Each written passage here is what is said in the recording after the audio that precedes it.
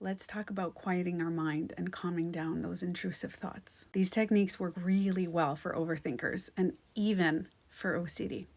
I'm just going to talk for a minute about OCD. If you don't want to listen to this, skip ahead to that. Some people are chronic overthinkers but do not have OCD. With OCD, there is no check mark. With an overthinker, they're going to lock the door and they're going to say, wait, did I lock the door? And then they're going to go check and they're going to, oh yeah, I locked the door. With OCD, that check mark is not there. It's like an infinite loop of going to check over and over if the door is locked. Even though they know it's locked and they're checking on it, they're going to doubt themselves after. And with OCD, not only will they doubt themselves, they are going to expect the worst case scenario with that so-called unlocked door. Think of it like this. You have this long, dark tunnel, and those are all the negative thoughts and negative emotions. You have an overthinker and someone with OCD. If the overthinker starts spiraling into the negative, it's like they're walking down this dark tunnel.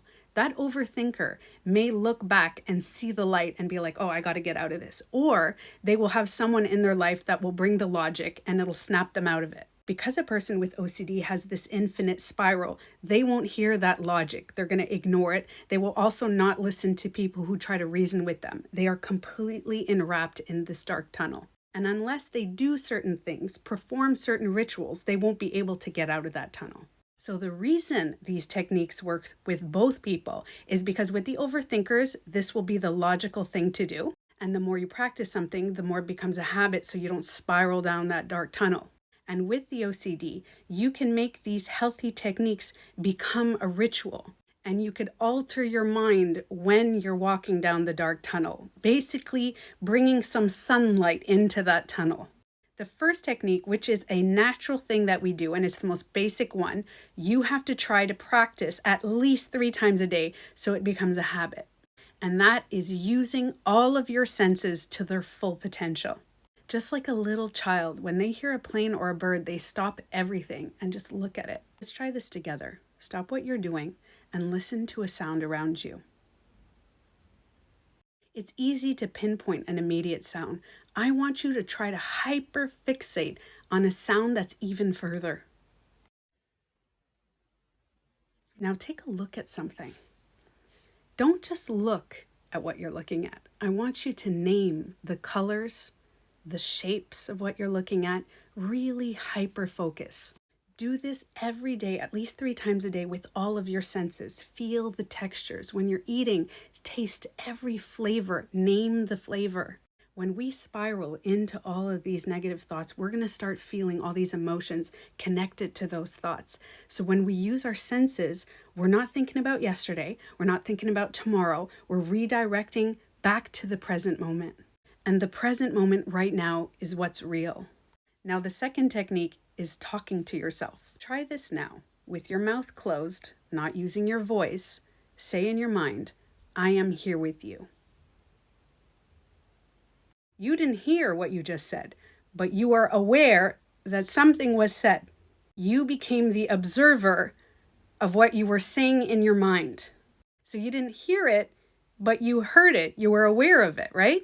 Well, that voice is a voice that you need to start connecting with. When you become the observer of that voice, you will notice that that voice for overthinkers or people with OCD can be really mean oftentimes. Now, if you try to ignore that voice, it's going to get louder and it's going to show up on the worst times. And that can make you completely spiral. But if you pay too much attention to that voice and you believe that voice, then that voice will create emotions and you're going to believe those emotions. And that also will make you spiral into the darkness of your thoughts and emotions. So ignoring the voice will create overthinkers and going into the voice will create overthinkers. So you have to find a healthy balance right in the middle where that voice, you make it your best friend.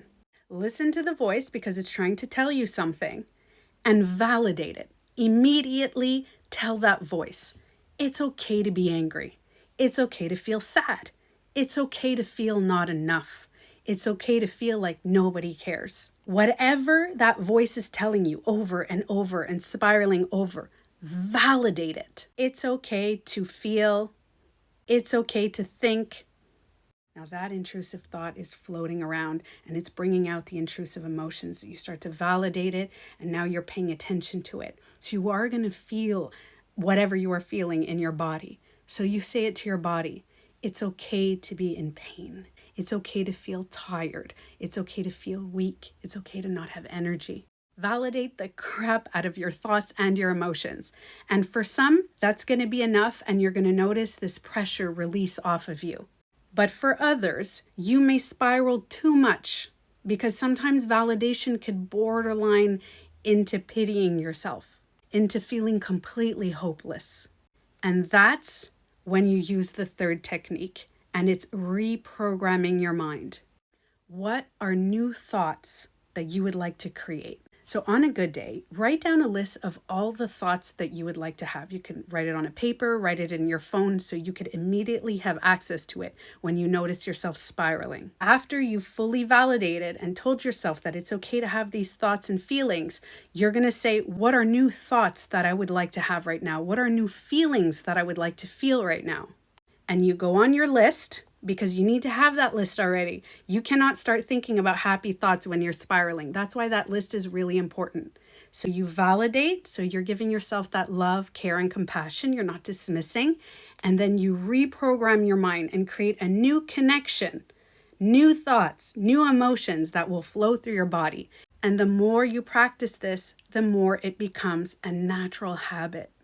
Oftentimes, the thoughts and the feelings that you're having, your ancestors had those same thoughts and feelings, and you are just repeating the pattern over and over, either genetically or just unconsciously. It's hard to create a new path. Imagine you're in the forest and you have this clear path because you've been using it from generation to generation. There's no trees that grow on it. It's a clear path, but the destination is crappy. You know that feeling of that destination. You want a new destination.